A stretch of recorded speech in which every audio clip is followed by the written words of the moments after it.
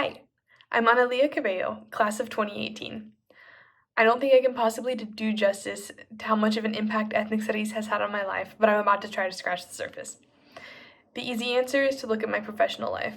One of the things that stuck with me the most in my time at ethnic studies at Cal Poly was the by, for, and about framework developed by Jason Johansson for understanding Chicano cinema, paying attention to who wrote it, who it was written for, and who it was written about. It has directly impacted how I consume media now, and as an editorial assistant at Candlewick Press, I keep it in mind as I evaluate manuscripts.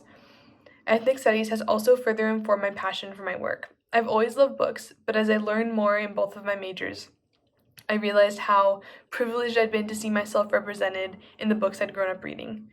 Representation is so important, and the messages children receive about representation can be formative to their identities. But as a white presenting Chicana, it's not my place to tell the stories themselves. I hope to eventually work as an editor who can help those who are already doing the work of promoting and elevating marginalized storytellers. Ethnic studies has affected me in other deeply meaningful ways too. When I was bored and frustrated with Eurocentric curriculum in other classes, it welcomed me, showed me there were disciplines with broader lenses. And I love being able to apply what I learned in my ethnic studies classes to concepts and theories I was learning in my other major, and I believe I came away with a deeper understanding of both.